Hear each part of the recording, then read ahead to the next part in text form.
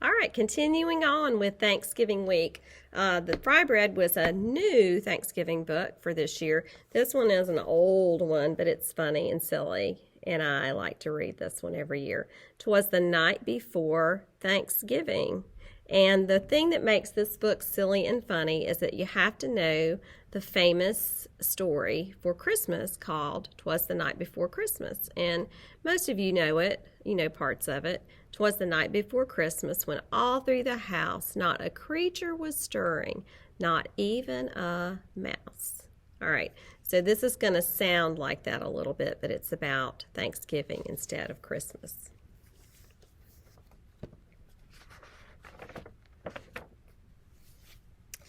Twas the night before Thanksgiving, and all through the trees the fall leaves were spinning aloft in the breeze. 8 children had boarded their school bus with grins in hopes that a field trip soon would begin. They sang as they rode through autumn to rain, while visions of drumsticks danced in their brain. Here's the drumsticks. O'er rivers, through woods, with winding and weaves, their school bus sailed on through the new fallen leaves. When out on the road there arose such a clatter, they threw down their windows to see what was the matter. They're going to a turkey farm.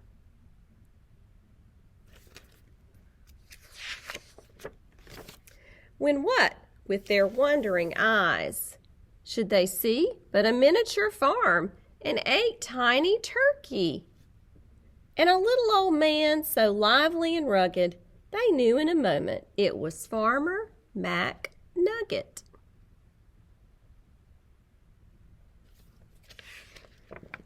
He was dressed all in denim, from his head to his toe, with a pinch of polyester and a dash of Velcro.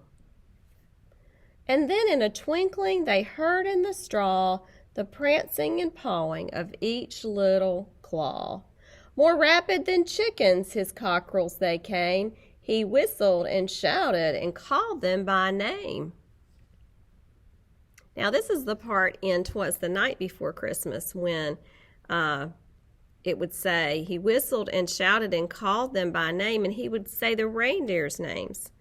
On Dancer, on Dasher, on Prancer and Vixen, now Comet and Cupid and Donner and Blitzen, all of the reindeer names. So now we're going to hear the turkey names. Now Ollie, now Stanley, now Larry and Moe, on Wally, on Beaver, on Shemp and Groucho.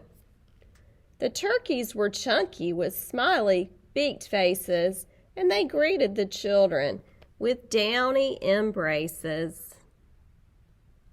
Embrace means hug.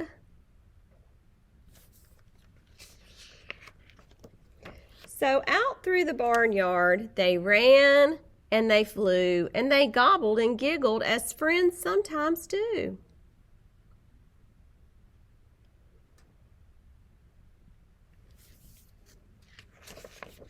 Then somebody spotted an axe by the door, and she asked Farmer McNugget what it was for. With a blink of his eye and a twist of his head, the old farmer told a grim tale of dread. What is that axe for, friends? How can you have turkey on Thanksgiving if the turkey's still alive?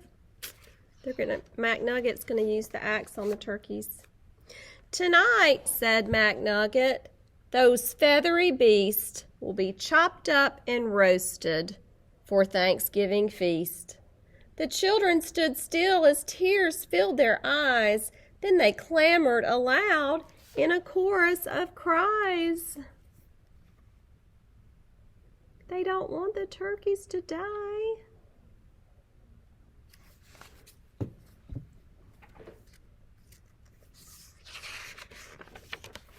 "Oh dear," cried McNugget. "Now what shall I do?" So he dashed to the well, and the teacher went too. And they fetched some water fresh from the ground in hopes that a swig might calm everyone down.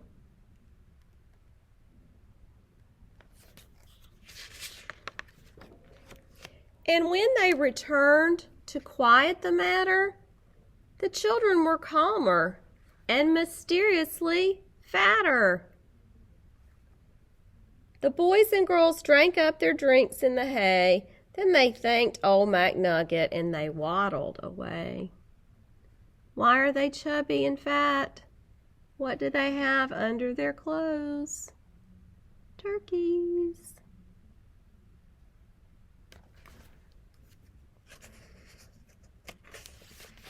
They limped to the school bus, all huffing and puffing.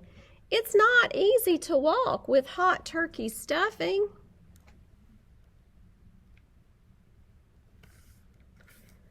And then, as the school bus drove off in the night, McNugget looked round. Not a turkey in sight.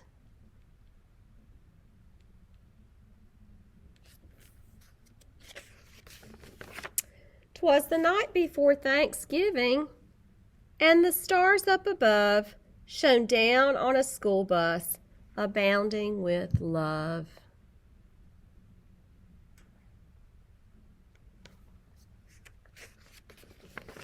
The very next evening, 8 families were blessed with 8 fluffy Thanksgiving turkeys as their guests. They feasted on veggies with jelly and toast, and everyone was thankful the turkeys were the most. If you look closely, you can see a turkey that's a guest at the table.